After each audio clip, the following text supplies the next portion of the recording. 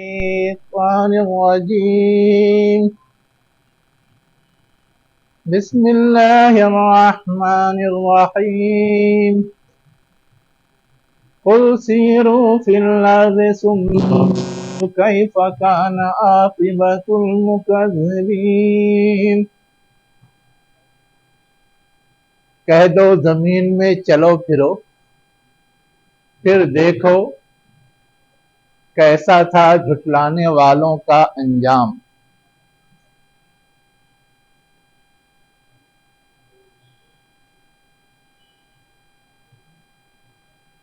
کس سے کہا گیا کہہ دو؟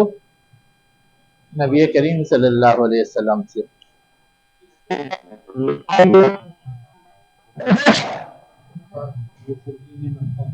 جو جھٹلانے والے تھے،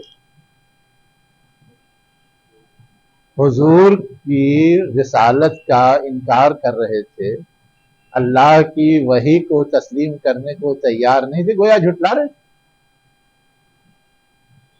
اصلاً یہ مخاطب تو وہی ہیں، کفار اور مشرکین جو جھٹلا رہے تھے، لیکن ان کو جو بتایا جا رہا ہے کہ جیسے تم جھٹلا رہے ہو ویسے لوگ بھی جھٹلاتے رہیں، اور جھٹلانے کا انجام انہوں نے چکھا ہے، تو ویسے ہی تم جھٹلا رہے ہو تو تم کو بھی ویسا ہی نتیجہ چکھنا پڑے گا۔ اس کو سمجھنے کے لیے تمہیں تھوڑا سا نظر دوڑانی چاہیے اپنے اغل بغل۔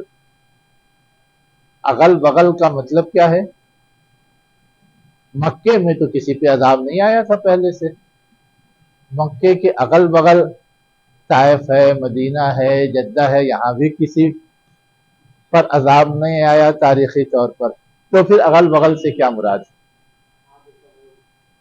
ہے؟ اب اس کو اگر سمجھنا ہو تو آج کے نقشے میں بھی دیکھ کر کے سمجھا جا سکتا ہے کہ جو عرب ممالک ہیں، ان عرب ممالک میں کون کون سے علاقے ہیں جہاں انبیاء آئے اور جہاں کی انبیاء کو جھٹلایا گیا تو ان پر عذاب نازل ہوا، جس میں مکے سے سب سے قریب تو عاد و سمود کا علاقہ ہے۔ سمود کا علاقہ تو حدود عربی میں آتا تھا اس وقت، ابھی بھی آتا ہے، اور اس کے بعد پھر حضرت لوط علیہ السلام کا علاقہ ہے جو سدوم ہے، ریڈ سی جس کو ہم لوگ کہتے ہیں۔ تو یہ سارے علاقے وہ تھے جہاں ان کا آنا جانا تھا، یا دوسری طرف اور قریب سے کہیں تو مصر ہے، گرچہ وہ حدود عرب میں نہیں ہے لیکن عرب سے اتنا قریب ہے کہ عرب کے وہاں سے ہمیشہ تعلقات رہیں، حالانکہ وہ آتا ہے افریقہ بر اعظم میں، لیکن وہاں افریقی ممالک میں جو زبان بولے جاتے ہیں اس کے بجائے عربی ہی بولی جاتی، تو وہاں کا بھی جو انجام ہوا وہ بھی ان کے سامنے۔ کہا یہ گیا کہ تم زمین میں چل پھر کر کے تھوڑا سا تاریخ آثار قدیمہ کو دیکھو تو تم خود اپنے بارے میں طے کر سکتے ہو کہ تمہارا جو رویہ ہے وہ صحیح ہے یا غلط ہے۔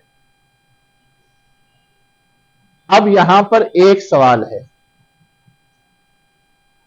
کہ یہاں جو چیز بتائی جا رہی ہے وہ یہ کہ سیر و تفریح عبرت اور نصیحت کے لیے ہونا چاہیے، ٹھیک؟ اور ہماری سیر و تفریح کس کے لیے ہوتی ہے؟ آرام کے لیے، انجوائے کے لیے، کھیل کود کے لیے، دل لگی کے لیے، وغیرہ وغیرہ۔ دونوں میں کتنا فرق ہے؟ حالانکہ ہمارے ملک میں بھی ایسی جگہیں موجود ہیں جہاں سیر و تفریح کے نتیجے میں عبرت اور نصیحت حاصل کی جا سکتی ہے۔ ہمارے ملک میں یہ تو نہیں ملتا کہ یہاں کوئی نبی آیا تھا یا نہیں آیا تھا، لیکن یہ ضرور ملتا ہے کہ قدیم اقوام میں جو لوگ بھی گزرے ہیں ان کے اچھے اور برے کرتوت کی وجہ سے ان کی صورتحال کیا رہی یہ ضرور ملتا ہے. ہم کو اسے ٹھہاننے کی ضرورت ہے.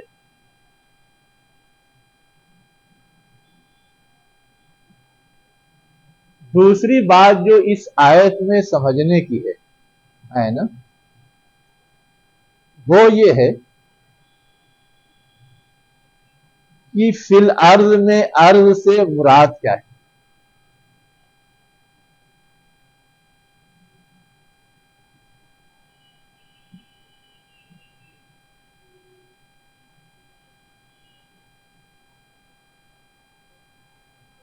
پوری دنیا،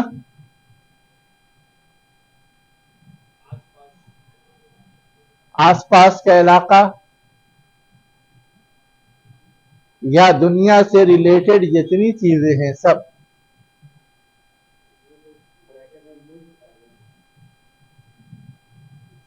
بریکٹ میں ملک ڈالا ہے اس لیے کہ عموماً اپنے ملک میں لوگ آزادانہ آنا جانا کرتے ہیں، وہ ہیبیچول بھی ہوتا ہے، ممکنات میں سے بھی ہوتا ہے. لیکن پوری دنیا میں گوشے گوشے میں جانا نہ ہیبیچول ہے نہ روز مرہ کی زندگی میں ایسا کوئی کرتا ہے. اس زمانے میں بھی لوگوں کو خبر ہی نہیں تھی کہ امریکہ اور آسٹریلیا جیسا کوئی ملک یہ بر اعظم ہے. پرانی تاریخ میں آپ کو یہ نہیں ملے گا. اور آج کی تاریخ میں تو 5 کے بجائے 6 اور 6 کے بجائے 7واں بر اعظم بھی آ گیا ہے. آسٹریلیا کے بعد انٹارکٹیکا آیا، اور انٹارکٹیکا کے بعد ابھی جو نئی دریافت ہے وہ 7ویں بر اعظم کی ہے. اب ڈھونڈیے کون ہے، کیا نام پڑا ہے اس کا. آبادی تو آسٹریلیا میں بھی نہیں تھی، بعد میں آبادی کی گئی. آبادی تو امریکہ میں بھی نام نہاد تھی، بعد میں جا کر کے وہاں گوروں نے کالوں کو کنارے کر کے اپنا قبضہ جمایا. وہ تو یہ ہے آبادی کا مسئلہ. امریکہ میں تو آبادی تھی، دریافت ہونے سے پہلے جب پہنچے ہیں تو بھی وہاں آباد لوگ نظر آئے ہیں، ہے نا، جن کو ریڈ انڈین آج کی زبان میں یا ہسٹوریکل زبان میں کہا جاتا ہے. لیکن آسٹریلیا میں تو کچھ نہیں تھا، لوگ جاتے ہوئے بھی ڈرتے تھے، اسی لیے باضابطہ لالچ دے دے کر کے وہاں آباد کیا جا رہا تھا اور آبادی کی جا رہی تھی. اور اب چند سالوں سے بین ہو گیا کہ کوئی نہیں آ سکتا. جی میں نے اصل میں یہ سوال سے اس لیے اٹھایا ہے کہ زمین سے مراد تو جس زمین پہ ہم لوگ رہتے بستے ہیں وہی لیا جاتا ہے. کیا ہوتا ہے؟ وہی لیا جاتا ہے. لیکن زمین سے مراد زمین کے علاوہ جو دوسرے اور سیارے ہیں یا اس سے قریب تر جگہیں ہیں، کیا وہ بھی ہو سکتے ہیں؟ جیسے آج کل چاند پہ آباد کاری کی بات ہو رہی ہے، یا ہم اور آپ یہ بھی جانتے ہیں کہ انسانوں کی طرح ایک مخلوق جن بھی ہے نا، اور جن سے اس زمین پر ہے یا اس زمین کے علاوہ بھی کہیں ہے، ہمیں اور آپ کو خبر نہیں. ہمیں اور آپ کو خبر نہیں. ہم یہ بھی جانتے ہیں کہ حضور کی رسالت دونوں کے لیے ہے، اس لیے وہ سوال پیدا ہوتا ہے. جنوں میں سے بھی ایک گروپ ایمان لایا، ایک گروپ نہیں لایا، اور جو نہیں لایا ان کو مخاطب کر کے ان کو بھی سمجھانے کی کوشش کی گئی ہے، جو ہم سورہ رحمان میں دیکھتے ہیں. ٹھیک ہے، تو یہ سوال اس تناظر میں اٹھا ہے. اور آج کل تھوڑا سا اس میں ایک شوشہ اور بڑھ گیا ہے. کیا بڑھ گیا ہے؟ ہم لوگ جو دجال کی آمد کی بات کرتے ہیں تو دجال کے پیروکار صرف انسان ہوں گے یا اور بھی کوئی ہوگا؟ ان کا دائرہ اثر صرف یہ زمین ہوگا یا اس زمین کے علاوہ بھی ہوگا؟ اس سلسلے میں بھی کچھ بحثیں ہیں جو وہاں احادیث کی کتابوں میں بعض الفاظ سے لوگ کرتے ہیں. کیوں کرتے ہیں؟ اس لحاظ سے کرتے ہیں کہ آج جس طرح ٹیکنالوجی کی رسائی دور دور تک ہے تو وہاں تک ہر طرح کی چیز اب پہنچ رہی، اور پہنچنے کے ساتھ ساتھ وہاں بھی زندگی کی کھوج کریز تلاش اور ممکنات ناممکنات کو دیکھا جا رہا ہے. تو اس میں اور بھی طرح طرح کی چیزوں کا ذکر آ رہا ہے. اس تناظر میں یہ ہے کہ وہ قیامت قریب ہے تو اس کی جو علامات گنائی گئی ہیں اس میں دجال کا ذکر ہے نا، اور دجال کے ذکر میں اس کی رسائی، اس کے اثرات اور اس کے شعبدہ بازی کا بھی ذکر ہے. تو اب جو عقل پرست گروپ ہے وہ یہ کہتا ہے کہ یہ چیز ٹیکنالوجی کی شکل میں آج ابھر رہی ہے. جیسے پہلے لوگ شعبدہ دکھاتے تھے تو وہ تو لگتا تھا کہ ایک غیر معمولی چیز ہے، ویسے آج ٹیکنالوجی کے ذریعے جو جو چیزیں ہو رہی ہیں وہ بھی ہمیں غیر معمولی لگتی ہیں. اور خاص طور سے جو باریکیوں کو نہیں سمجھتے وہ تو یہی سمجھتے ہیں کہ کیا ہے. جس زمانے میں ریڈیو کا بہت زیادہ چلن نہیں ہوا تھا اس زمانے میں گاؤں دیہات کی عوام تو سمجھتی تھی کہ اس کے اندر کوئی ہے جو بول رہا ہے. یہ اصل ہوتا ہے. اب وہ سب ختم ہو چکا ہے، لیکن شروع میں وہ تھا. ویسے ہی اور بھی ٹیکنالوجی جو ڈیولپ ہو رہی ہے اس کے بارے میں بھی عوام کے سامنے کوئی بات کیجیے، یا تو کہیں گے یہ ناممکن ہے یا کہیں گے کہ یہ کوئی بھوت پریت کا کرشمہ ہے. تو اب کیونکہ اللہ کے رسول کی رسالت آخری ہے تو اس رسالت کے حوالے سے بہت ساری باتیں بہت وسیع اور آفاقی نوعیت کی، اس لیے لوگ یہ سب تیر تکے جمع کر کے بیٹھا کر کے اس طرح کے سوالات ابھارتے ہیں. لیکن جو چیز سمجھنے کی ہے وہ یہ ہے کہ جس انسان کی جتنی رسائی ہے اللہ نے اس کو اتنے ہی کا مکلف بنایا ہے اور اتنے ہی کے حوالے سے وہ جواب دے.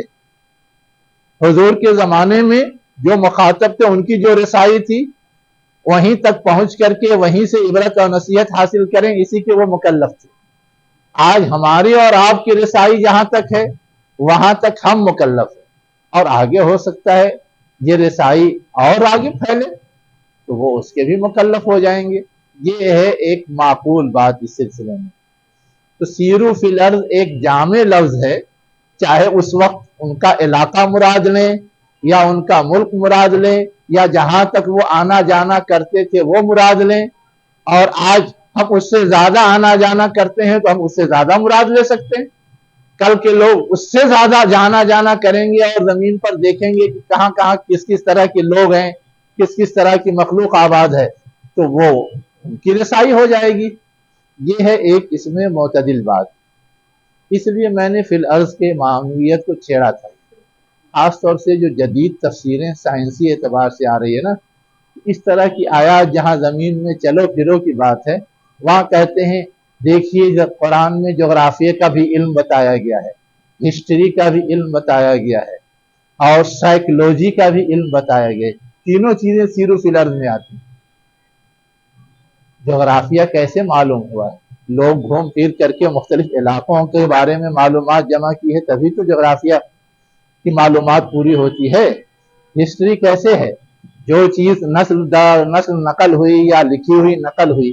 اب ہندوستان کی ہسٹری بہت زیادہ لکھی ہوئی نہیں ہے لیکن جو بادشاہوں کے لاٹ لکھے ہوئے ہیں، جو سکے لکھے ہوئے ہیں، جو کتبے لکھے ہوئے ہیں، اسی سے تو ایک طرح کی ہسٹری بنائی جا رہی ہے اور بتائی جا رہی ہے۔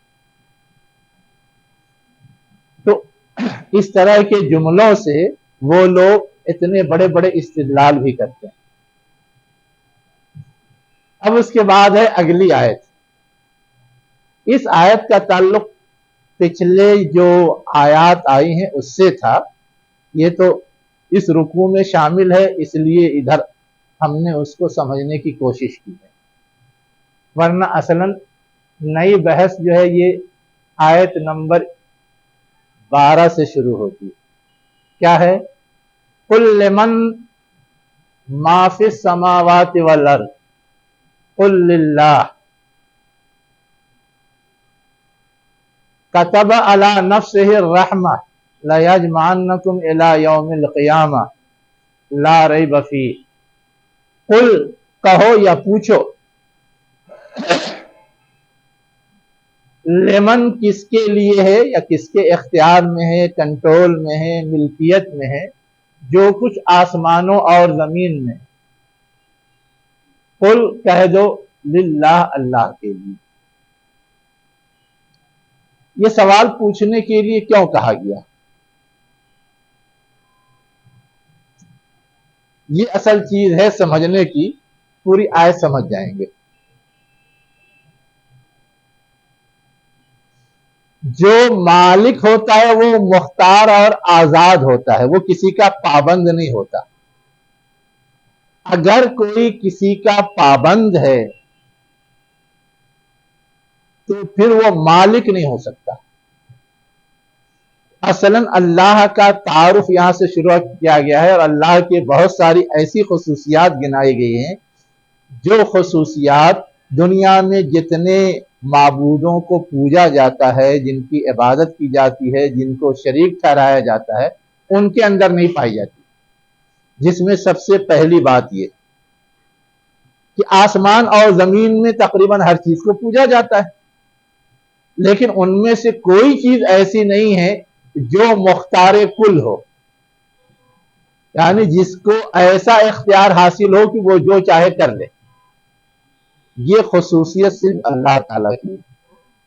جب اللہ کی خصوصیت ہے تو اللہ تو معبود بننے کے لائق ہے، لیکن اس کے علاوہ جن دیوتاؤں کو، دیویوں کو، معبودوں کو پوجا جاتا ہے، وہ مختار کل نہیں ہیں، تو ان کی یہ حیثیت نہیں ہے کہ ان کو معبود بنایا جائے۔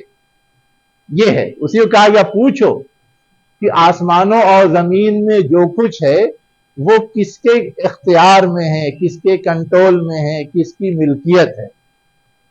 وہ جلدی جواب نہیں دیں گے، اس لیے کہ اس سوال کا جواب اصولی طور پہ تو یہی ہے کہ یہ سب مختار کل نہیں ہے، کسی نہ کسی کے بدھے ہوئے ہیں۔ جب وہ یہ کہیں گے کہ کسی کے بدھے ہوئے ہیں تو فوراً گویا ان سے امید لگانے والی بات جو ہے، ان کی پوجنے والی بات جو ہے، اس پہ سوالیہ نشان لگ جائے گا۔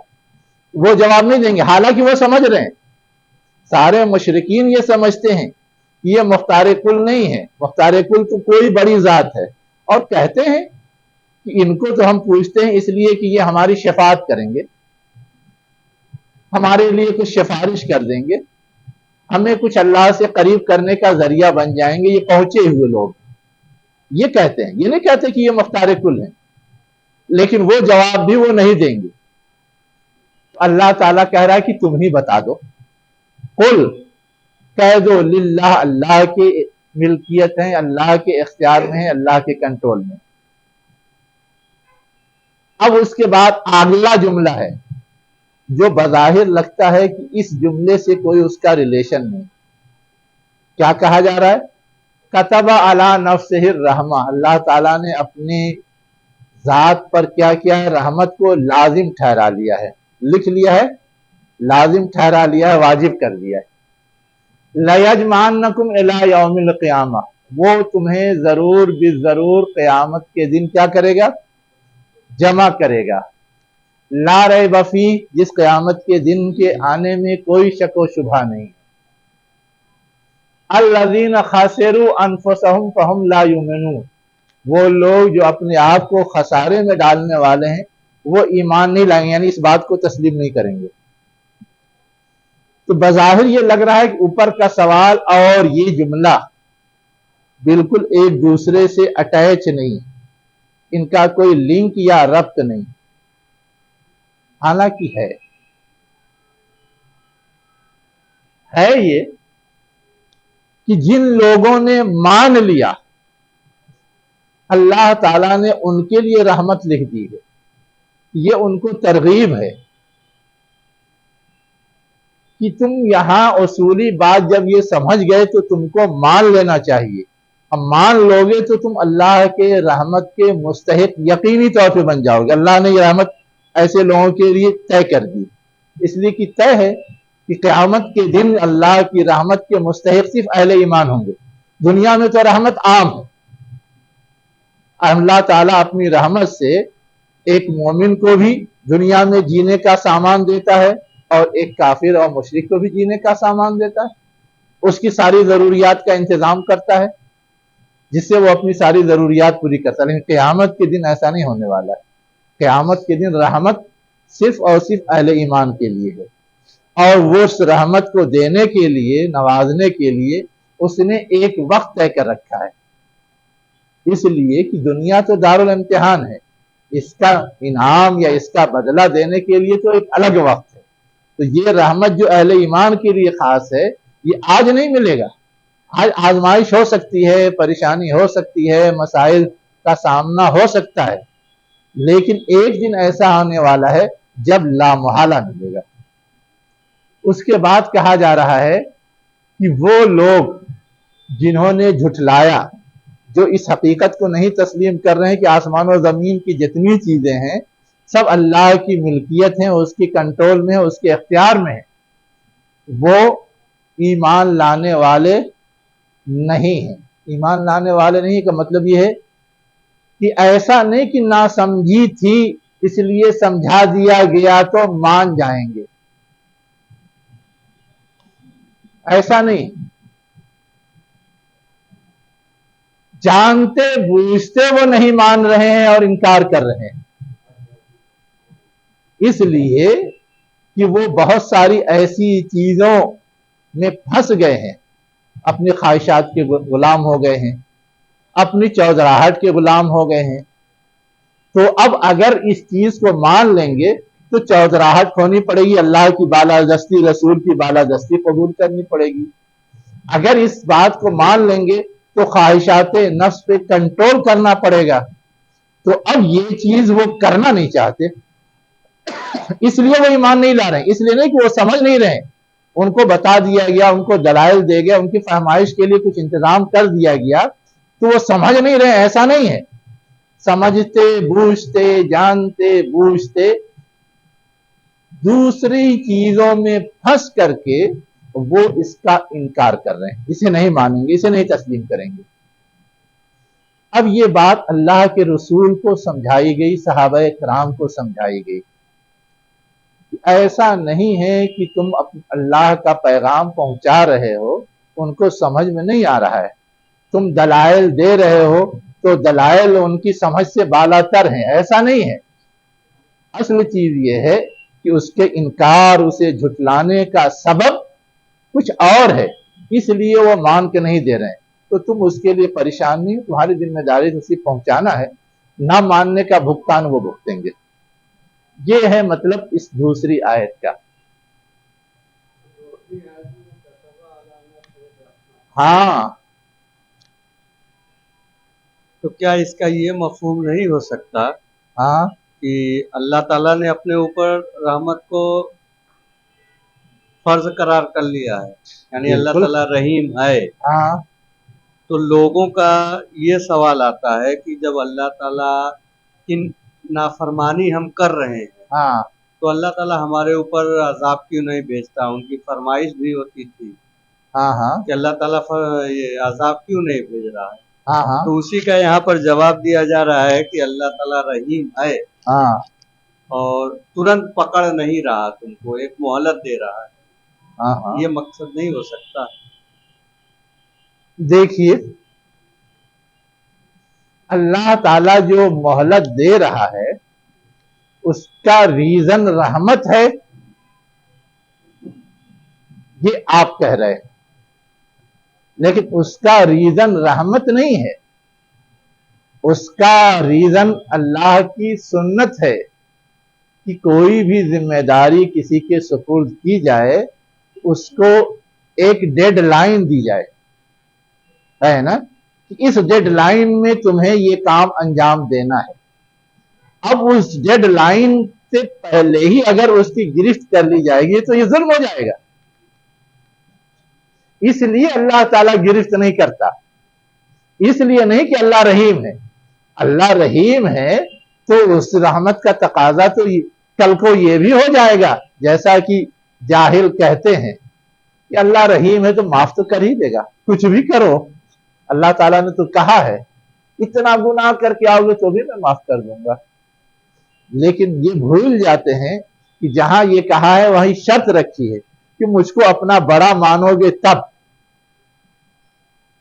تم بڑا مانتے ہو دوسرے معبودوں کو اور امید لگاتے ہو مجھ سے کہ میں معاف کر دوں گا، تو یہ تو نہیں ہونے والا ہے۔ اسی لیے اللہ تعالیٰ نے کیا کہا کہ عملی جتنی غلطیاں ہیں چھوٹی بڑی سب معاف کی جا سکتی ہیں، لیکن شرک کسی قیمت پر معاف نہیں کیا جائے گا، اس لیے کہ یہ بس کی گانٹھ ہے، یہ گویا اللہ کی کبریائی سے بالکل مقابل یا متضاد چیز ہے۔ اللہ کی کبریائی کو آپ تسلیم کر لیجئے، اس کے بعد 19-20 مسئلہ ہوگا تو اللہ تعالیٰ معاف کرے گا، وہاں اس کی رحمت کام کرے گی، ہے نا۔ لیکن یہ کہ دنیا میں مہلت جو دی جا رہی ہے وہ رحمت کی وجہ سے نہیں، وہ تو ایک سنت ہے، ایک طریقہ ہے کہ کوئی بھی کام کسی کے سپرد کیا جائے تو اس کے لیے ایک اصول طے کیا جاتا ہے، اتنے دن میں یہ کام ہونا ہے۔ اب اتنے دن سے پہلے ہی ان کے مطالبے پہ عذاب آ جائے تو اس کا مطلب یہ کہ وہ اصول توڑ دیا خود اللہ تعالیٰ نے، اس لیے اللہ تعالیٰ ایسا نہیں کرتا۔ وہ بالکل الگ چیز ہے کہ عذاب میں مہلت جلدی کیوں نہیں کی جاتی، اور یہ بالکل الگ چیز ہے کہ اللہ کی رحمت کا تقاضا کیا ہے۔ اللہ کی الوہیت کو پہلے آپ تسلیم کیجئے پھر رحمت کا تقاضا ڈھونڈیے، لیکن آپ الوہیت تو تسلیم کر نہیں رہے ہیں اور رحمت کا تقاضا ڈھونڈ رہے ہیں تو یہ نہیں چلے گا۔ الوہیت نہ تسلیم کرنے کا مطلب ہے کہ شرک کر رہے ہیں، یہ ہے سیدھی سادھی بات۔ حلیم صفت ہے، حلیم ہے اللہ تعالیٰ کی صفت۔ حلیم کا مطلب کیا ہوتا ہے؟ برداشت کرنا نا۔ تو جب تک عذاب نہیں لاتا انسانی غلطیوں کی وجہ سے اس وقت تک تو برداشت ہی کر رہا ہے نا۔ آپ چھوڑ دیجئے اللہ تعالیٰ کے بارے میں، آپ اپنے بارے میں بتائیے، ہے نا۔ اگر آپ کا بیٹا شرارت کرتا ہے، کیا کرتا ہے؟ شرارت کرتا ہے۔ آپ کا شاگرد اگر شرارت کرتا ہے تو ادھر اس نے اس کو مارا اور ادھر آپ نے جھاپڑ لگایا تو آپ کی تصویر کیا بنتی ہے؟ بڑا سخت ہے، ایک لمحے کے لیے بھی کسی غلط چیز کو برداشت نہیں کرتا، ایک لمحے کے لیے بھی، ہے نا۔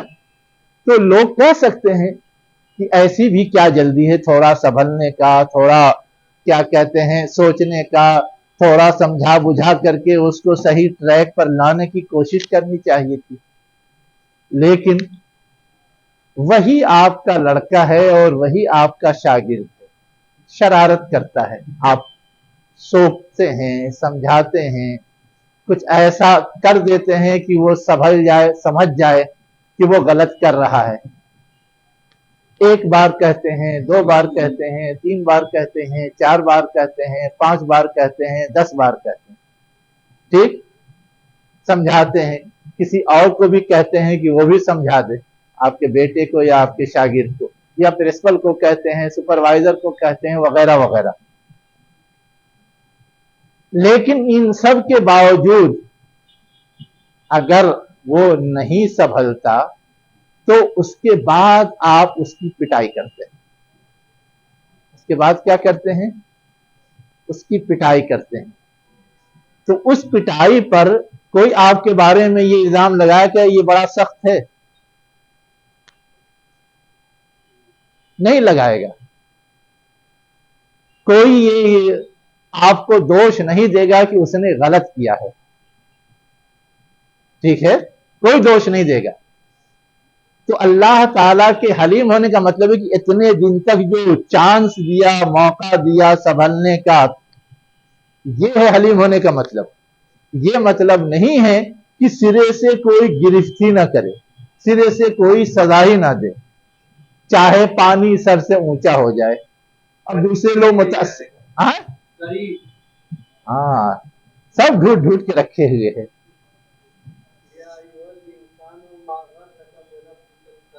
ہاں تو غرقہ لفظ پر بھی تو توجہ فرمائیے. صرف کریم لفظ پہ تو توجہ فرما رہے ہیں. کریم لفظ سے اگر آپ اتنا آگے اللہ کی کرامت اور شرافت کو دیکھنا چاہتے ہیں کہ کچھ غلط کریں، وہی سوگی تو کہا گیا غرقہ. گھرا من کیا ہوتا؟ دھوکے میں ڈالنا. آپ گویا اللہ کی کرامت اور شرافت کا غلط مفہوم سمجھ رہے ہیں، تبھی تو کہا جا رہا ہے غرقہ. شرافت اور کرامت کا مطلب یہ ہے کہ آپ کو اس وقت تک چھوٹ دی جائے جب تک کہ آپ کسی کو نقصان نہ پہنچائیں. آپ کا لڑکا اگر آپ کا نقصان کر رہا ہے، اس میں آپ کچھ بھی برداشت کر لیں گے، لیکن آپ کا لڑکا اتنا شرارتی ہے کہ پڑوسی کا نقصان کر رہا ہے، مارکیٹ میں کسی دکاندار کا نقصان کر رہا ہے، تو نہ پڑوسی برداشت کرے گا نہ دکاندار برداشت کرے گا.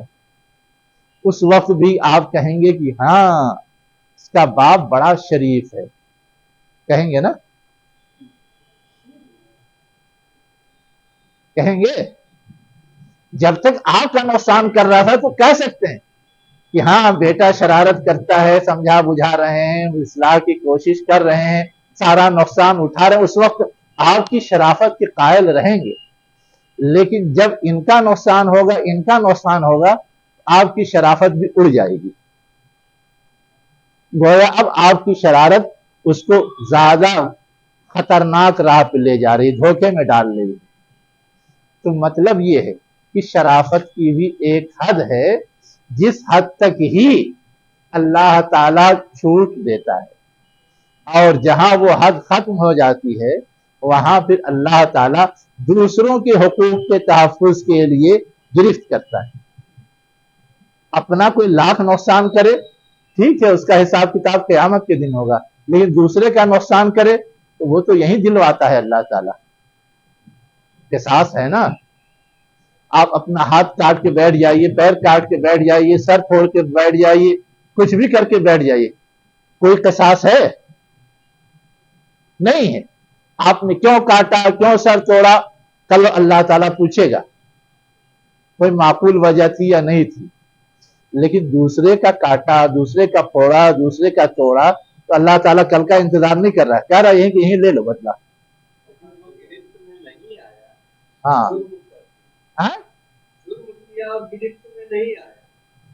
کس کے گرفت میں؟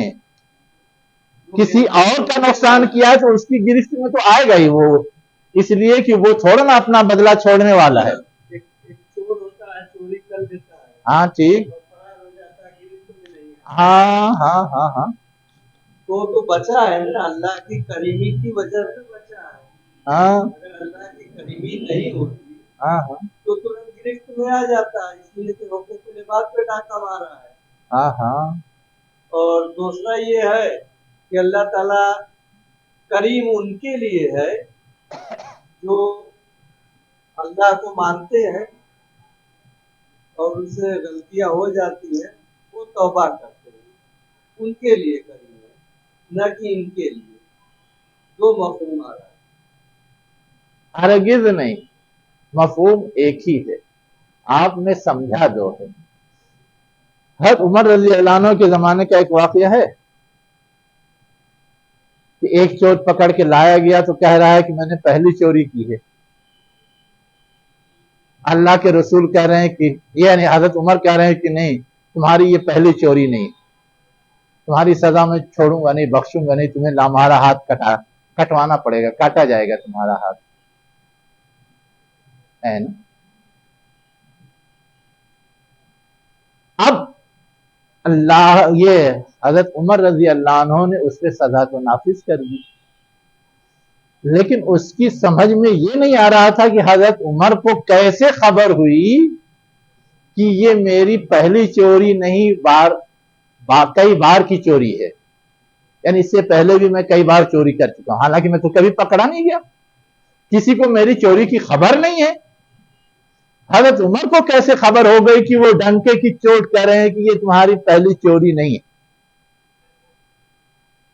اس نے سزا تو جو بھگتنی تھی بھگت لی، اس سے انکار تو نہیں کر سکتا تھا۔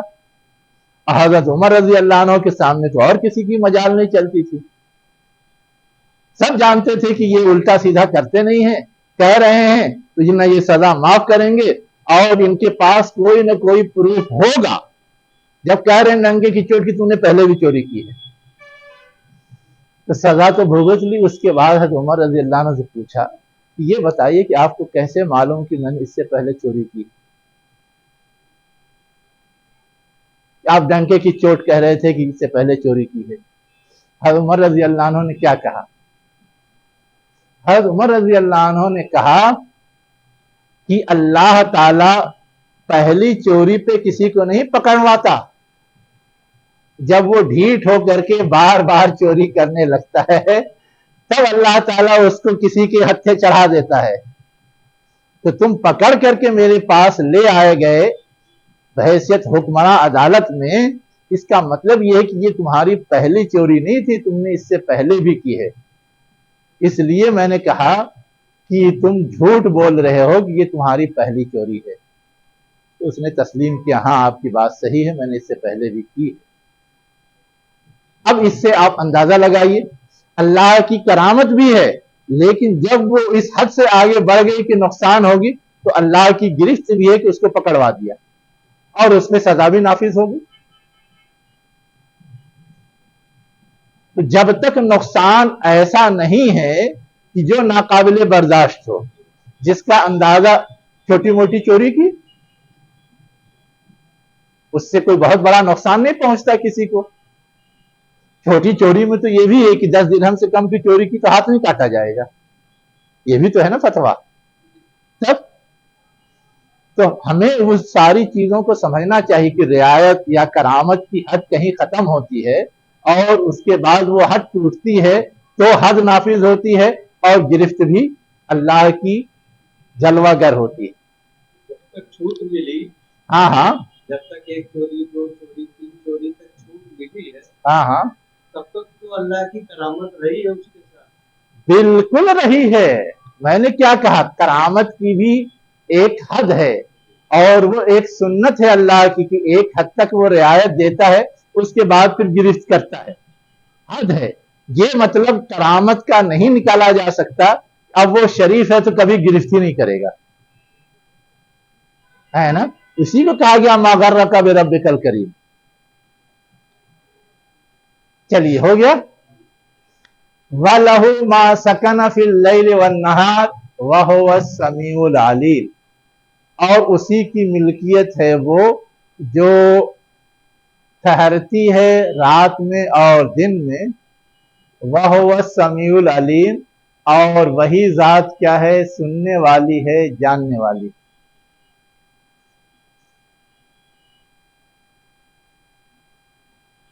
اب رات میں اور دن میں ٹھہرتا کیا ہے؟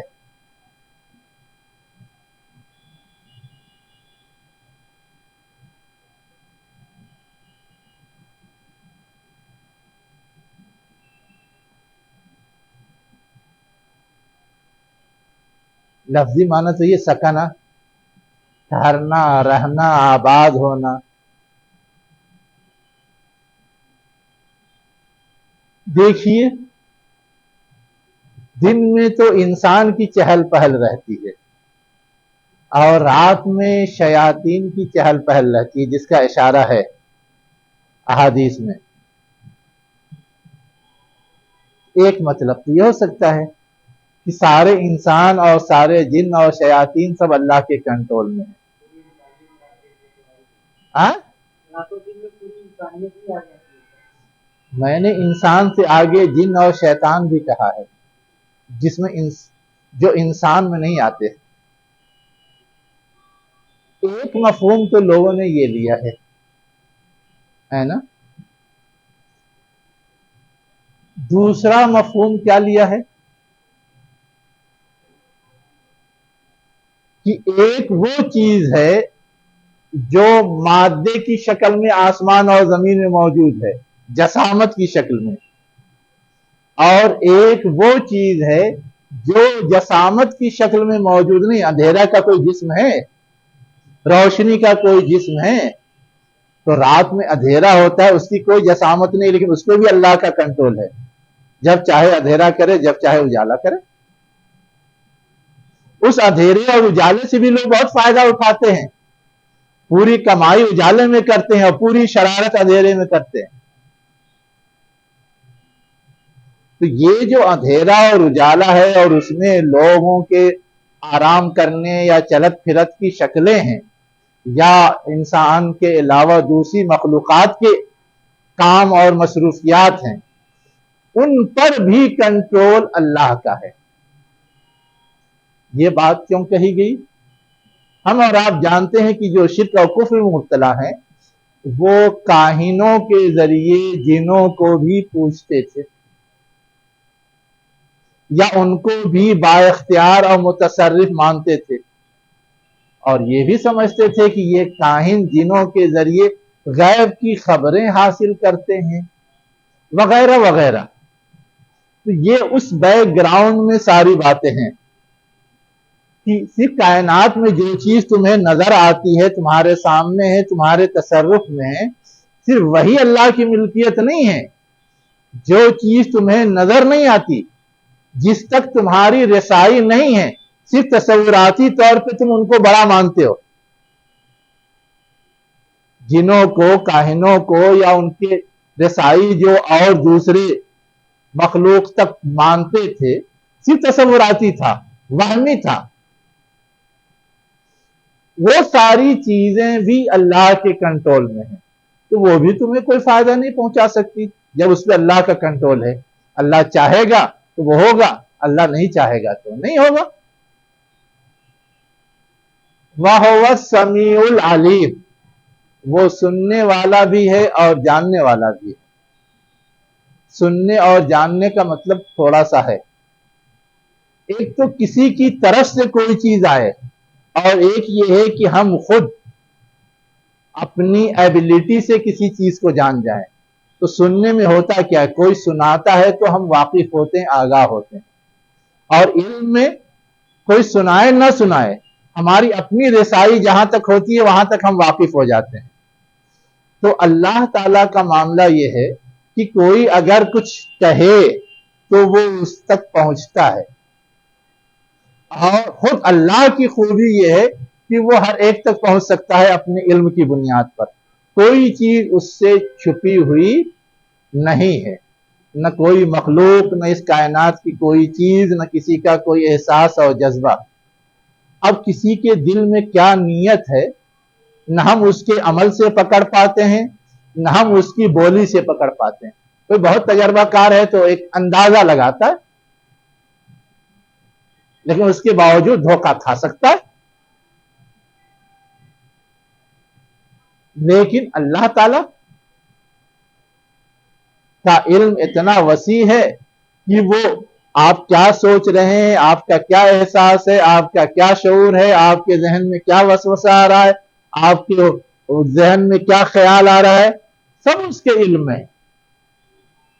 تو جو ذات اتنی زیادہ رسائی رکھتی ہے، اس ذات سے کوئی چیز بھی ممکن ہے. اور یہ صفت دوسری اور ذاتوں کے اندر یا چیزوں کے اندر نہیں ہے، اس لیے اس کی رسائی محدود ہے. اب اس سے ہم کوئی توقع لگائیں گے تو اس کی رسائی خود محدود ہے، تو وہ کتنا کیا کرے گا.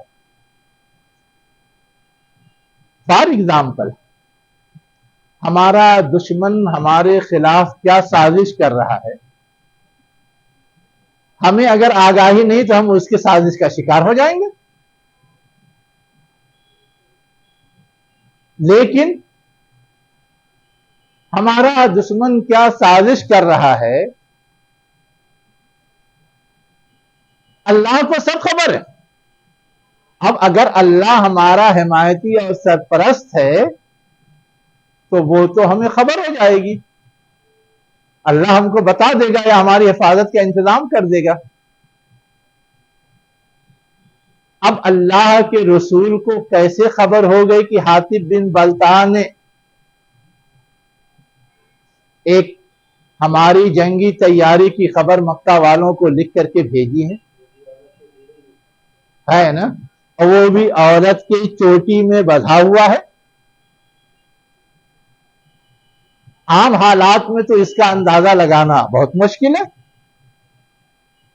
کسی کو خبر نہیں تھی.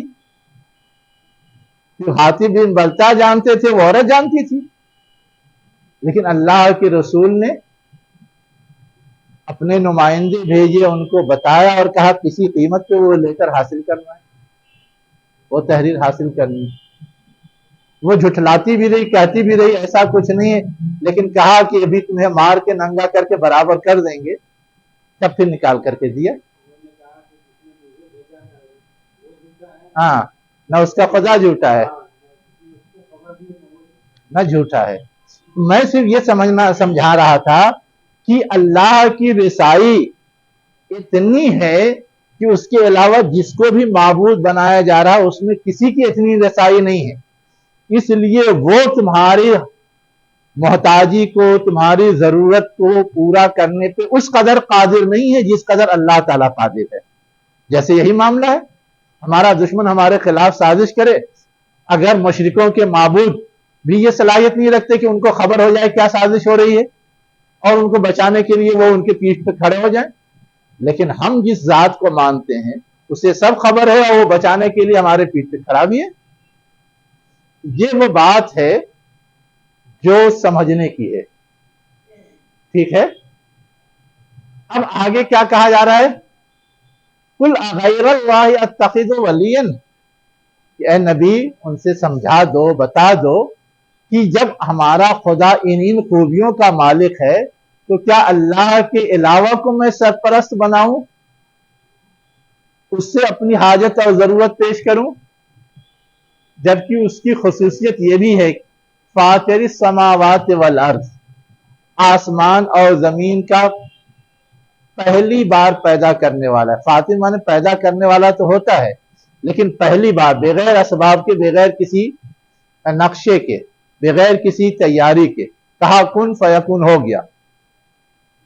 دوسری بار بنانا، کسی سیمپل کو رکھ کر کے بنانا تو آسان ہوتا ہے، جیسے نقلی بنائے جاتے ہیں، لیکن پہلے جس نے موبائل ایجاد کیا وہ کمال تھا نا، پہلے جس نے بجلی ایجاد کیا وہ کمال تھا نا، پہلے جس نے جہاز ایجاد کیا وہ، اب اس کو دیکھ کر کے لوگ ہزار بنا لیں اس کی کوئی گنتی نہیں ہے. تو اصل کمال وہ ہے. تو وہی کہہ رہا اللہ تعالیٰ کہ آسمان اور زمین میں جتنی چیزیں ہیں سب کو پہل پیدا کرنے والا کون ہے؟ اللہ ہے. اب اس سے بڑھ کر کے کون ہو سکتا ہے؟ تو میں اس کو اپنا ولی اور سرپرست بناتا ہوں، اس کو پوجتا ہوں، اس کے علاوہ کسی کو اور کو پوجنے کی کوئی تک نہیں. وَهُوَ يُطْعِمُ وَلَا يُطْعَمُ، وَهُوَ يُطْعِمُ وَلَا يُطْعَمُ، وہ کھلاتا ہے اور اسے نہیں کھلایا جاتا. یہ خاص بات ہے. ہم لوگ اللہ کی عبادت کرتے ہیں، ٹھیک ہے، تو اللہ کے کھلانے پلانے کا ہم لوگ نہیں انتظام کرتے، اس لیے کہ اللہ کو اس کی ضرورت ہی نہیں. لیکن جتنے مشرک ہیں، جتنے کافر ہیں، وہ جن معبودوں کو پوجتے ہیں ان کے کھلانے پلانے کا انتظام کرتے ہیں، چڑھاوا چڑھاتے ہیں، دودھ پلاتے ہیں. جو بگڑے الہامی یا دینی مذاہب ہیں، ابھی 25 دسمبر ہے کرسمس ڈے، ان کے ہاں کرسمس کے موقع سے یا چرچ میں جب عبادت کرنے کے لیے جاتے ہیں، اس موقع سے جہاں بہت سارے مراسم ادا کیے جاتے ہیں، وہیں ایک رسم ادا کی جاتی ہے جسے کہا جاتا ہے عشائے ربانی۔ عشائے ربانی، عشائے ربانی کا مطلب کیا ہوتا ہے؟ رب کے شام کے کھانے کا انتظام، اور اس کھانے کے انتظام میں کیا ہوتا ہے؟ وہ چیزیں جو حرام کر دی گئی ہیں اس بہانے حلال کر کے وہاں پہنچائی جاتی ہے۔ شراب خاص آئٹم ہے اس کا، وہ جانے چڑھانے والے بھی پیتے ہیں، اور وہاں اصلاً یہ سب تو ڈھکوسلا ہے پنڈتوں کا اور پادریوں کا کہ یہ چڑھاوے آتے ہیں، یہ نظر یہ نیاز آتا ہے، وہاں رکھ کر کے چھوڑ کے وہ چلے جاتے ہیں، اور یہ ٹھاٹ سے بیٹھے بیٹھائے اچھے سے اچھا کھاتے پیتے ہیں۔ یہ چڑھاوے کا پورا سسٹم تو انہوں نے اپنے لیے ڈیولپ کیا ہے ہر جگہ۔ تو یہاں جو بات کہی گئی وَهُوَ يُطْعِمُ وَلَا يُطْعَمُ، اللہ تعالیٰ تو ساری کائنات کی ہر چیز کی روزی کا، اس کے کھلانے کا انتظام کرتا ہے، لیکن اسے نہیں کھلایا جاتا اس لیے کہ وہ اس سے بے نیاز ہے۔ لیکن تم جن معبودوں کو پوجتے ہو، تمہاری پوجا پاٹ ان کے لیے نذر، قربانی اور چڑھاوے کے بغیر نہیں ہوتا، تو کیا تمہارا خدا اس نذر، اس قربانی اور اس چڑھاوے کا محتاج ہے؟ اگر محتاج ہے جیسا کہ تم سمجھتے ہو اور لے جا کر کے پیش کرتے ہو، تو یہ تو خدائی صفت کے عین خلاف ہے۔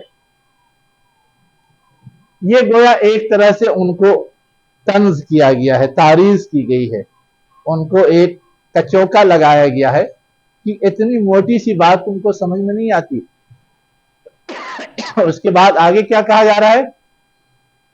قُلْ إِنِّي أُمِرْتُ أَنْ أَكُونَ أَوَّلَ مَنْ أَسْلَمَ، کہہ دو کہ مجھے تو حکم دیا گیا ہے کہ میں پہلا ہو جاؤں ان میں سے جو اسلام لائے یا جنہوں نے اطاعت قبول کی۔ کیا کی؟ جو اسلام لائے یا جنہوں نے اطاعت قبول کی۔ ان اکون اول من اسلم ولا تکونن من المشرکین، اور تم نہ ہو جاؤ مشرکوں میں سے۔ کہنے کا مطلب کیا ہے کہ اللہ تعالیٰ نے جو احکامات اور ہدایت دی ہے اس کو سب سے پہلے ماننا میری ذمہ داری ہے، میں اس کا مخاطب ہوں، اور جس چیز سے اس نے روکا ہے اس سے رک جاؤں، اس چیز کو بھی سب سے پہلے مجھے ہی کر کے دکھانا ہے۔ کیوں یہ بات کہی گئی؟ غور کیجئے۔ عوام تو نذر، قربانی اور چڑھاوے سب چڑھاتی ہے، لیکن جو پنڈت ہیں، جو فادر ہیں، جو پوپ ہیں، ان کو کبھی دیکھا چڑھاتے؟ کبھی دیکھا پیش کرتے؟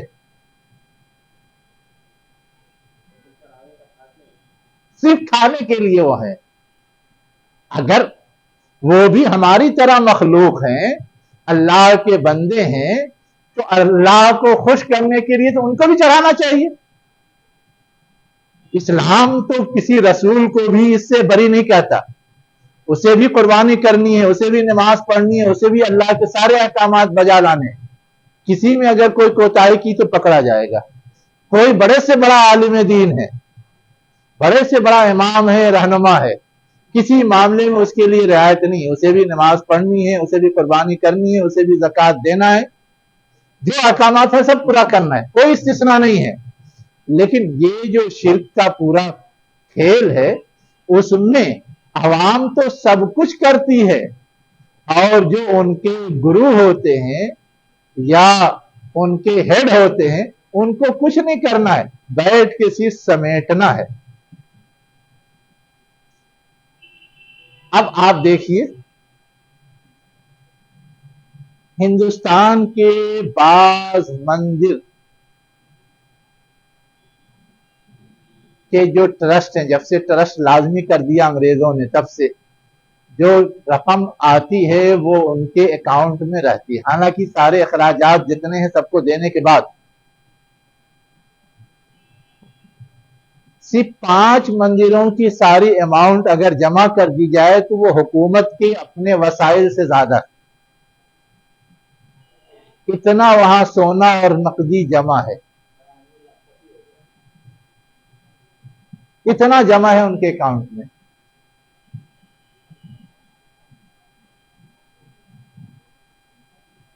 اور ایسا نہیں کہ یہ آج ہے، ہمیشہ رہا ہے۔ لوگ بدنام کرتے ہیں نا، محمد غوری نے کیا کیا، محمود غزنوی نے کیا کیا، یہاں آ کر کے مندر توڑا، تو وہ تو آئے تھے راج کرنے، یہیں کے سارے جو ہیرو تھے وہی سارا کھیل کھیلتے تھے اور وہیں سارے خزانے بھی جمع رہتے تھے۔ تو آپ تاریخ پڑھ لیجئے کہ سومناتھ کو ڈھایا تو کتنا مال برآمد ہوا تھا، پڑھ لیجئے۔ تو جو چیز سمجھنے کی ہے وہ یہ جو جگہیں ہیں یہ سب عوام کو چوسنے کے اڈے ہیں، عوام کو چوسنے کے اڈے ہیں۔ اسی چیز کو یہاں مختلف انداز سے سمجھایا گیا ہے کہ تم جن کے چنگل میں پھنسے ہوئے ہو یہ تمہارے لیے کوئی نفع کا سودا نہیں ہے صاحب، گھاٹے ہی کا سودا ہے۔ اب اس کے بعد کیا کہا جا رہا ہے؟ قُلْ إِنِّي أَخَافُ إِنْ عَصَيْتُ رَبِّي عَذَابَ يَوْمٍ عَظِيمٍ۔ اتنی ساری باتیں سمجھ لینے کے بعد بھی اگر میں اللہ کی نافرمانی کروں تو مجھے خوف ہے کہ اللہ کا عذاب مجھے بھی دھر لے گا، اس لیے میں ایسا نہیں کر سکتا کہ غیر اللہ کو بلی بناؤں یا سرپرست بناؤں۔ اب آگے کہا جا رہا ہے مَن يُصْرَفْ عَنْهُ يَوْمَئِذٍ فَقَدْ رَحِمَهُ، اور جس سے قیامت کا عذاب ٹال دیا گیا، ہٹا دیا گیا، پھیر دیا گیا۔ صرف معنی کیا ہوتا ہے؟ ہٹانا، پھیرنا۔ فقد رحمہ، تو پس اللہ نے اس پر کیا کیا؟ رحم کیا۔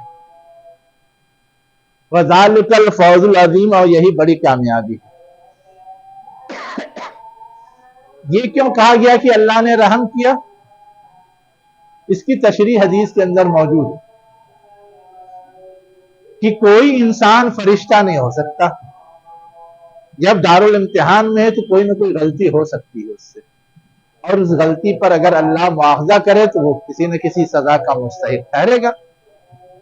لیکن اللہ کا رحم یہ ہے کہ اگر تھوڑی بہت غلطیاں ہیں تو اس غلطی کو صرف دیکھ کے چھوڑ دے گا۔ حساباً یسیرہ کی جو تشریح آئی ہے، صرف پیش کیا گیا اور ختم، اس پہ کوئی مواخذہ نہیں ہوگا۔ اور اسی میں یہ بھی ہے کہ اگر پوچھ دیا گیا یہ کیوں کیا تو گویا پھر وہ پھنسا، اس لیے کہ جب پوچھ دیا جائے گا کیوں کیا وہ معقول وجہ بتا نہیں سکتا، پھر وہ سزا کا مستحق ہو جائے گا، اور جہنم کی معمولی سے معمولی سزا بھی کتنی پریشان کن ہوگی ہم اور آپ سوچ سکتے ہیں۔ اس لیے اس حدیث کے اندر یہ بات کہی گئی۔ وہی کہا جا رہا ہے کہ جس سے عذاب پھیر دیا گیا گویا اس پر اللہ نے رحم کیا۔ اور وذالک الفوز العظیم، اور یہی کھلی کامیابی ہے۔ فوز المبین، مبین کے معنی بھی کھلی ہی ہوتا ہے۔ جی کچھ پوچھ رہے تھے آپ؟ اب آگے ایک دوسرے اینگل سے سمجھایا جا رہا ہے۔ دوسرے اینگل سے کیا سمجھایا جا رہا ہے؟ وَإِن يَمْسَسْكَ اللَّهُ بِضُرٍّ فَلَا كَاشِفَ لَهُ إِلَّا هُوَ، اگر تمہیں کوئی تکلیف دہ چیز چھو لے، مس مانے کیا ہوتا ہے؟ چھونا، کا مانے تجھے، اور ضر مانے تکلیف دہ چیز۔ ضرر بولتے ہیں نا ہم لوگ اردو میں بھی، وہی ہے ضر۔ کوئی بھی تکلیف دہ چیز، کوئی آفت، کوئی مصیبت، کوئی بیماری، سب بیماری کو بھی قرآن میں ضر کہا گیا ہے۔ ایوب علیہ السلام کی دعا ہے نا، انی مسنی الضر وانت ارحم الراحمین، اے ہمارے رب مجھے ذر نے چھو لیا ہے، انہیں تو بیماری ہی لائق ہوئی تھی نا. وَأَنْتَ أَرْحَمُ الرَّاحِمِينَ، تو سب رحم کرنے والوں سے بڑا رحم کرنے والا ہے. تو ذر کا لفظ بیماری کے لیے بھی آتا ہے، آفت اور مصیبت کے لیے بھی آتا ہے، ہر چیز کے لیے آتا ہے. کیا کہا جا رہا ہے کہ اگر تمہیں اللہ کی طرف سے کوئی تکلیف دہ چیز کیا کرے، پریشان کن چیز چھو لے، فلا کاشف لہ الا ہو، تو اسے صاف کرنے والا، دور کرنے والا، ہٹانے والا اللہ کے علاوہ اور کوئی نہیں. وَإِن يَمْسَسْكَ بِخَيْرٍ، اور اگر تمہیں کوئی اچھی چیز چھو لے، فَهُوَ عَلَى كُلِّ شَيْءٍ قَدِيرٌ، تو کیا ہے، وہ ہر چیز پر قدرت رکھنے والا ہے. اچھی چیز چھولے کا مطلب کیا ہے؟ تم پر کوئی خاص نوازش ہو جائے، کوئی خاص عنایت ہو جائے، ہے نا، تو اس کا یہ مطلب نہیں ہے کہ وہ تمہاری اپنی ہی کرامت ہے، تم نے اپنی طاقت اور اپنی قوت اور اپنی صلاحیت سے کر لیا. کسی کو نبوت مل گئی تو طاقت اور قوت اور صلاحیت سے مل جاتی ہے جسے اللہ دینا چاہتا ہے. کوئی بڑا مالدار بن گیا تو وہ تو یہ سمجھتا ہے کہ میری قوت سے، جیسے قارون سمجھتا تھا، حالانکہ وہ بھی اللہ کے فضل سے ہی ہوتا ہے. چاہے انسان سمجھے کہ یہ میری قوت، میری تدبیر، میری صلاحیت سے، لیکن صرف اس بات پہ غور کر لے کہ جو اس کی قوت ہے، طاقت ہے، صلاحیت ہے، اس سے زیادہ قوت صلاحیت والا دنیا میں کوئی ہے یا نہیں. اس کو کچھ نہ کچھ مثالیں مل جائیں گی. اگر وہی بنیاد ہے تو اس سے زیادہ قوت صلاحیت والا دوسرا ہے، تو اس سے آخر وہ اتنی دولت کیوں نہیں ملی، اتنا مال کیوں نہیں ملا؟ اس سوال پہ غور کر لے تو سمجھ میں آ جائے گا کہ وجہ وہ نہیں، وجہ اصلاً اللہ کی کرامت ہے، اللہ کا فضل ہے، اللہ کا رحم ہے. وہ جس کو دینا چاہتا ہے دے دیتا ہے، وہ اس کی قدرت ہے، وہ اس کی طاقت ہے.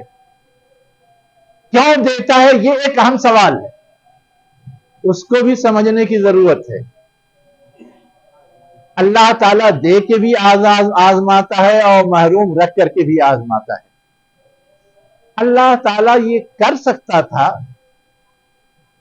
کہ سب کو برابر برابر دے دیتا. اللہ تعالیٰ کیا کرتا، یہ کر سکتا تھا کہ سب کو برابر برابر دے دیتا، سب اپنا کھائیں پیئیں موج مستی کریں، کوئی کسی کا محتاج نہ رہے. لیکن اس صورت میں ہوتا کیا کہ دنیا میں بھیجے جانے کا جو مقصود ہے وہ حاصل نہیں ہوتا. امتحان، کسی کو زیادہ دیا اور کسی کو محروم کیا تو دونوں کا امتحان ہے. زیادہ دیا تو وہ مجبور کا خیال رکھتا ہے یا نہیں رکھتا ہے، کسی کو کم دیا تو وہ اللہ کو یاد کرتا ہے کہ نہیں کرتا ہے، اپنی ضرورت کا جب اسے احساس ہوتا ہے. تو اگر کسی کو احساس ہے وہ اللہ کو یاد کرے تو اللہ دے بھی دیتا ہے. آج کوئی غریب ہے کل امیر ہو جاتا ہے. تو یہ جو اللہ تعالیٰ نے کمی بیشی کا سسٹم رکھا ہے، یہ اصلاً امتحان کے نقطہ نظر سے ہے. اگر سب کو برابر دے دے، اتنا دے دے جتنی کی اسے ضرورت ہے، تو امتحان کا مقصد فوت ہو جائے گا. اس لیے اللہ تعالیٰ نے یہ فرق رکھا ہے.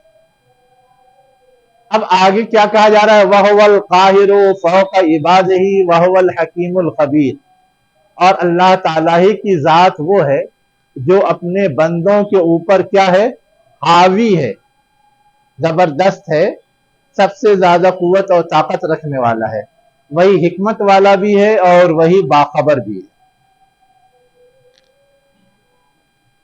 یہ بات بھی اللہ کے تعارف میں کیوں کہی گئی؟ یہ سمجھانے کے لیے کہی گئی ہے کہ جو حاوی ہوتا ہے اسی کی چلتی ہے. یہ تو ہم لوگ مانتے ہیں، آج بھی کہتے ہیں پاور ہے تو سب کر رہے ہیں، کل جب پاور چھین جائے گا تب دیکھیں گے، کہہ رہے ہیں نا.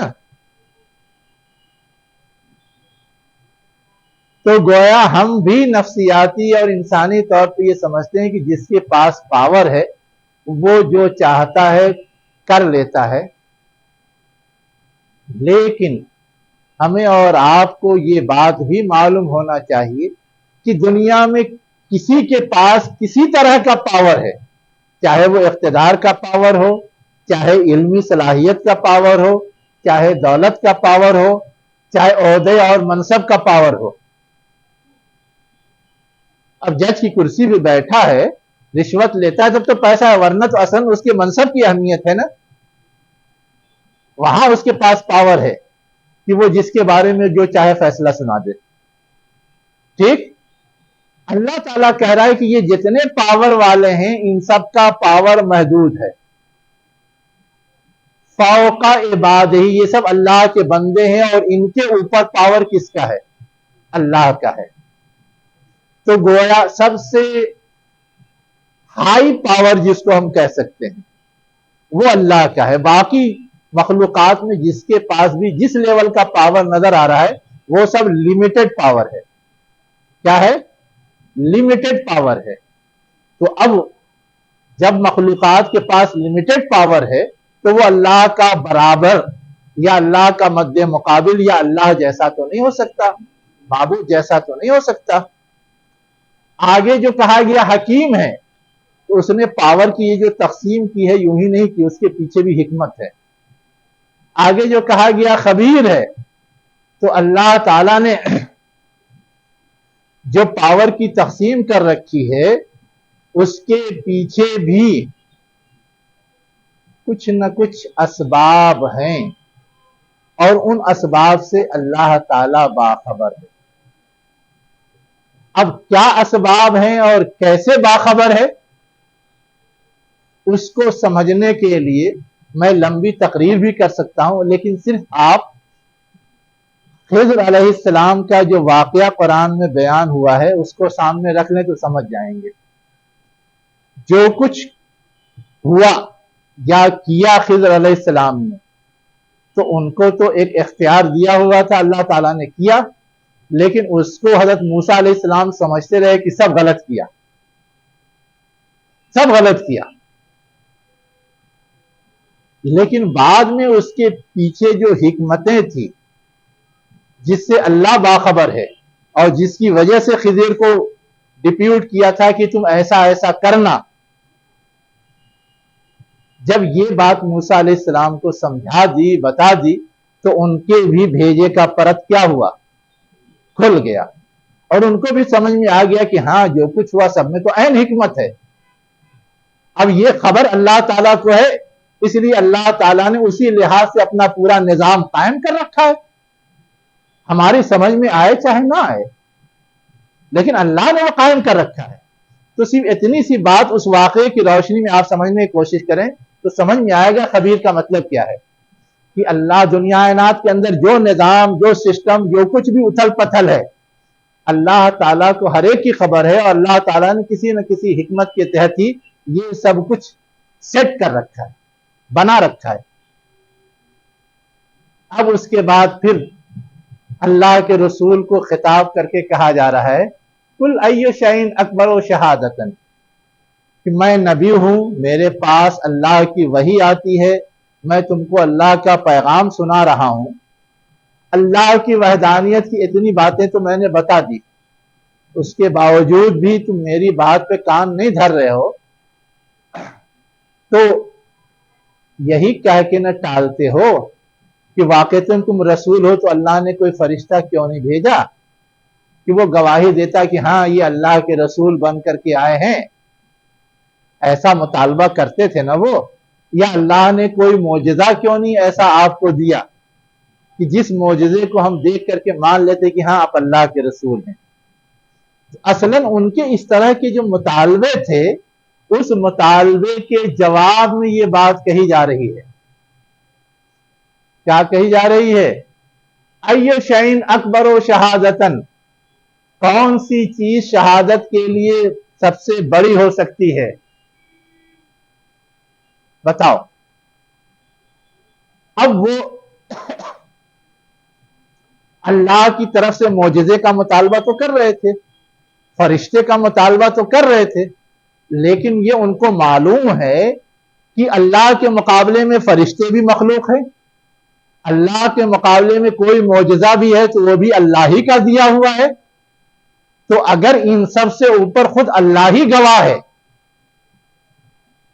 اس کو گواہ مان لیں، تو پھر اس سے بڑی گواہی کس کی ہو سکتی ہے؟ اور اللہ کی گواہی کیا ہے؟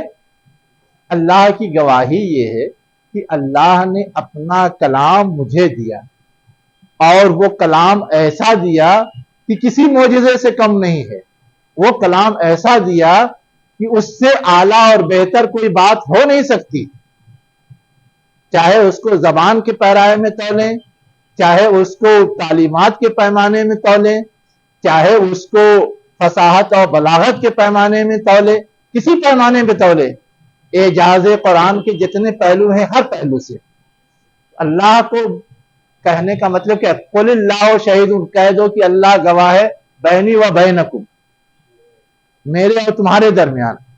تو یہ تو اصولی بات کہہ دی کہ اللہ گواہ ہے، لیکن اللہ کی گواہی ہے کیا؟ آگے اس کی وضاحت کی گئی ہے، وَأُوحِيَ إِلَيَّ هَذَا الْقُرْآنَ، اللہ کی گواہی کا سب سے بڑا ثبوت یہ ہے کہ میری طرف یہ قرآن وحی کی گئی ہے۔ اللہ کی گواہی کا سب سے بڑا ثبوت یہ ہے کہ میری طرف یہ قرآن وحی کی گئی ہے۔ اس قرآن میں کیا کیا ہے؟ یہ قرآن کیسا ہے دیکھ لو، جن معجزات کا تم مطالبہ کر رہے اس سے برتر ہے یا نہیں ہے۔ آگے کیا کہا جا رہا ہے؟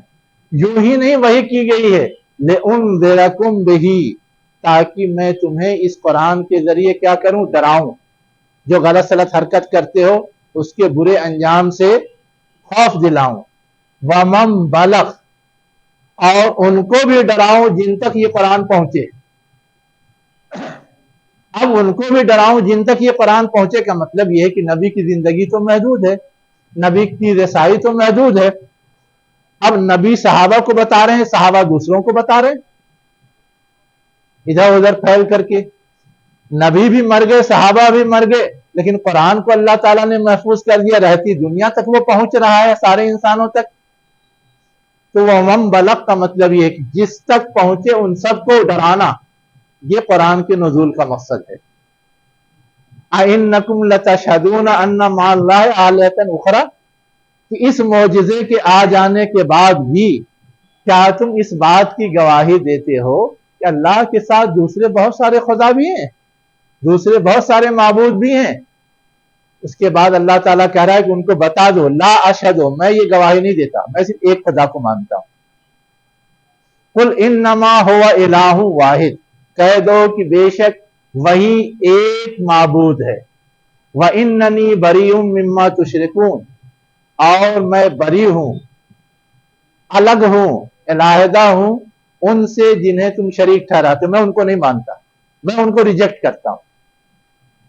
اب یہاں دیکھیے بالکل ڈنکے کی چوٹ کہا جا رہا ہے، جن کو تم مانتے ہو اسے ہم معبود نہیں مانتے، تم بہت سارے لوگوں کو معبود مانتے ہو، ہم صرف ایک خدا کو مانتے ہیں، اور ہم جس خدا کو مانتے ہیں اس کی یہ خوبیاں ہیں، تم اپنے خدا میں یہ خوبیاں ہمیں دکھا دو۔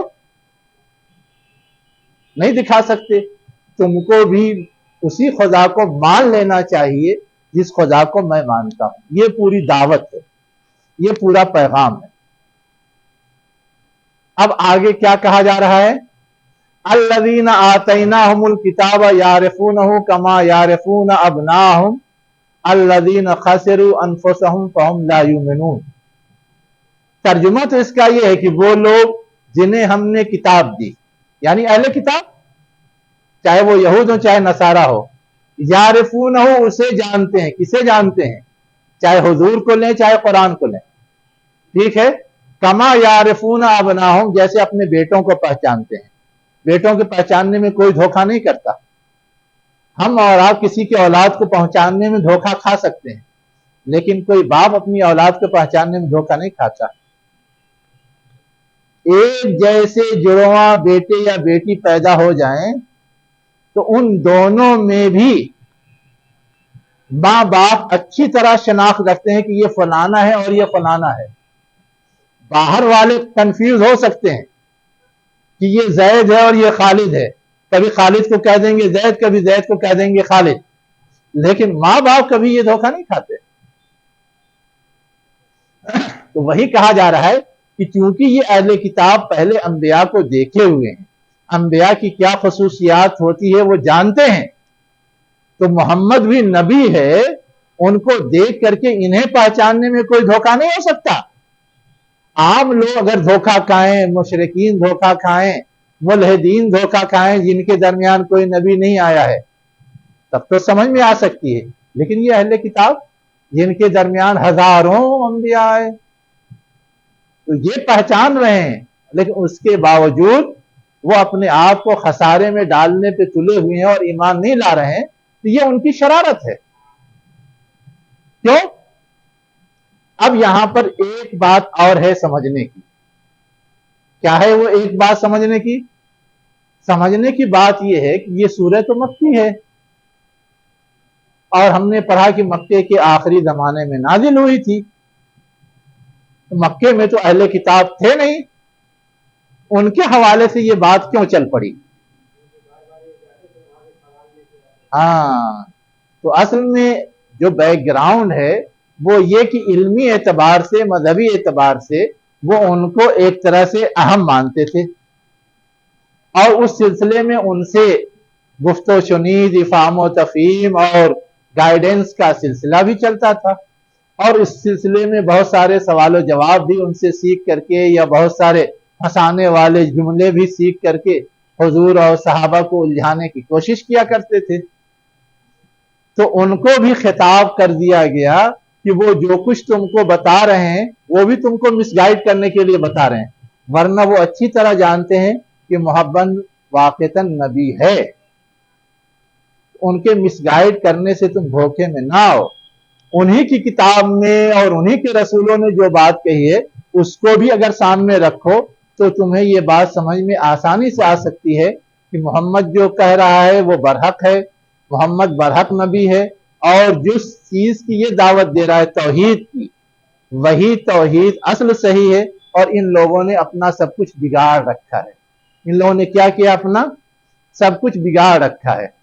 تو یہ وہ بات ہے جو خاص اس تناظر میں کہی گئی کہ اہل کتاب بھی ابھی جلد ہی مخاطب بننے والے تھے، اور اس سے پہلے ہی ان کے روابط اور پینگیں بڑھ رہے تھے. اس تناظر میں بیسک بات اہل ایمان کو بھی بتا دی جائے، ان کو بھی بتا دی جائے، تاکہ اس کی روشنی میں وہ سوچ سکیں اور کسی صحیح نتیجے پہ پہنچ سکیں. وآخر دعوانا ان الحمد للہ رب العالمین. یہاں سے اگلا رکوع شروع ہوتا ہے، تو اگلی بار لے لیں.